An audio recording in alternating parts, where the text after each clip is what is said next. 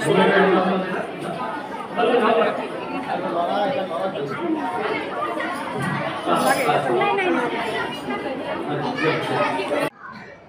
খুবেই ভাল লাগিছে ৰাখী বন্ধন হিচাপে আমাৰ স্কুলত খুব ভালকৈ পালন কৰা হৈছে। ৰাতিপুৱা আমি সমূহ দাদা ভাইটিসকলক ৰাখী বান্ধি পেলাই এটা পবিত্ৰ শপত গ্ৰহণ কৰিলোঁ। সমগ্ৰ ভাৰতবৰ্ষতে এনে ৰাখী বন্ধন উলহ মালহেৰে পালন কৰা হৈছে আৰু তেনেদৰে আমাৰ স্কুলতো ভালদৰেই পালন কৰা হৈছে। আমিও উদযাপন কৰিছোঁ।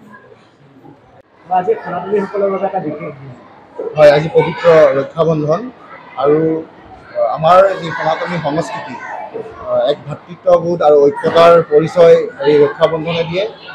তাহানিৰ দিনৰ পৰা বলিৰজাৰ দিনৰ পৰা দেৱৰাজ ইন্দ্ৰ, ৰাণী কৰ্ণাৱতী আৰু শেষত বংগভংগৰ সময়ত 1905 চনত এই ৰক্ষাবন্ধনৰ পবিত্ৰ যি ধাগা, সেই ধাগাৰেই সমগ্ৰ ভাৰতবৰ্ষখনক একত্ৰিত কৰা হৈছিল আৰু ইয়াৰ মাজেৰে আমি সদায় নিজৰ যি উচ্চ নিচ ভেদাভেদ জাতি বৰ্ণ নিৰ্বিশেষে সকলোৱে এই উৎসৱটো অতি আনন্দৰে পালন কৰে।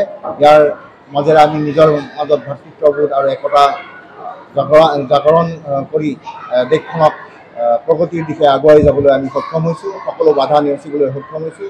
গতিকে আগন্তুক দিনতো আমি সমগ্ৰ দেশখন এনেদৰে আগুৱাই যাওক। আজি উত্তৰ গুৱাহাটী শংকৰদেৱ শিশু নিকেতনতো সকলো ছাত্ৰ ছাত্ৰী, অভিভাৱক, আচাৰ্যই মিলি এই উৎসৱটো অতি উখল মাখল পৰিৱেশত আমি পালন কৰিছোঁ। আমি ওচৰ চুবুৰীয়া, তাৰ লগে লগে সমগ্ৰ অঞ্চলটোৰ যিবোৰ অফিচ কাছাৰী আছে, আৰক্ষী বিষয়া, প্ৰশাসনিক বিষয়া, সকলোকে আজি ৰক্ষাবন্ধনৰ এই পবিত্ৰ বন্ধনেৰে আমি বান্ধিম। গতিকে এই উৎসৱটোত আমি সকলোকে শুভেচ্ছা দিছোঁ আৰু অনাগত দিনতো আমি উৎসৱটো পালন কৰি যাবলৈ বদ্ধ কৰিব। ধন্যবাদ।